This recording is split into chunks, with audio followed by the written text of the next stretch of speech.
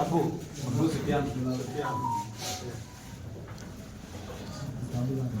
Tapi कितने बजे हुआ? आधा घंटा। 7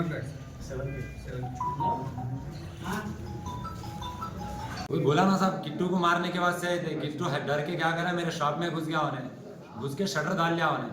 किट्टू को बाहर निकालो बोल के मेरे कना है। मैं बोले अरे शॉप के पास नको लड़ लो रे भाई, साइड में जाओ, उसको बाहर भेज दूं। बोले तो डायरेक्ट मारे बाबू चाकू से मार दिया।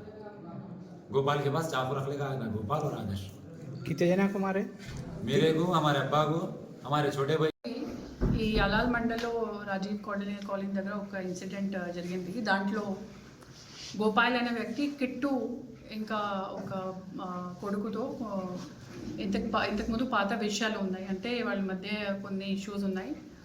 ఒక నెల ముందు కూడా 15 రోజు ముందు కూడా వాళ్ళ మధ్య కొన్ని ఇష్యూస్ జరిగినాయి.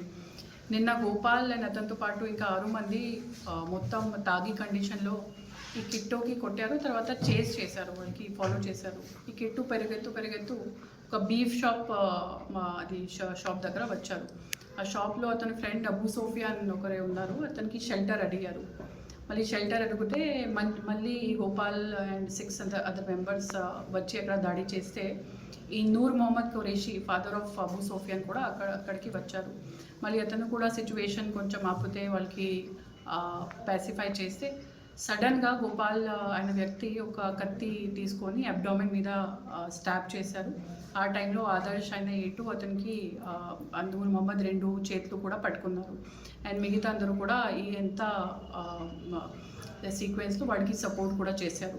సో ఇప్పుడు మన దగ్గర నైట్లోనే అంత టీం కూడా పెట్టడం జరిగింది, పికెట్స్ కూడా పెట్టడం జరిగింది.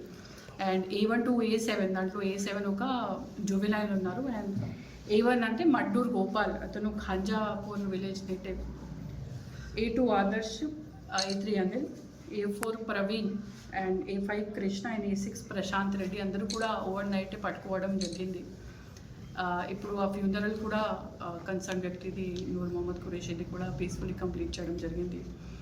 ఎంత సీక్వెన్స్లో మొత్తం కమ్యూనిటీ చాలా సపోర్ట్ చేశారు, మనకి చాలా కోఆపరేట్ చేశారు. వాళ్ళకి చాలా ధన్యవాదాలు చెప్తున్నాను. మీడియా మిత్రులకు కూడా కరెక్ట్ ఇన్ఫర్మేషన్ బయట చెప్పేదానికి ధన్యవాదాలు చెప్తాను. ఈ మొత్తం గొడవ గోపాల్ అండ్ కిట్టు మధ్య ఉంది, కానీ ఈ మొత్తం ఇన్సిడెంట్లో నూర్ మొహమ్మద్ ఖురేషీకి చాలా సీరియస్ ఇంజురీ అయి ఉస్మానియా హాస్పిటల్ తీసుకుపోతే దారిలో చనిపోయారు.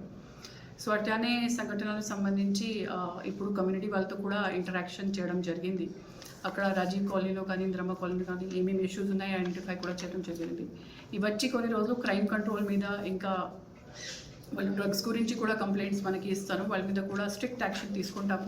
స్పెషల్ టీమ్స్ పెడతాము, స్పెషల్ ఆపరేషన్స్ కూడా పెడతాము. And we will definitely stop if at all అట్లానే ఇష్యూ ఉంటే, మెనేస్ ఉంటే, రౌడిజం ఉంటే వాటి మీద కమ్యూనల్ రౌడీ షీట్స్ కానీ and other regular rowdy sheets కానీ ఓపెన్ చేసి ఇంకా సర్వేలెన్స్ పెంచుతాము.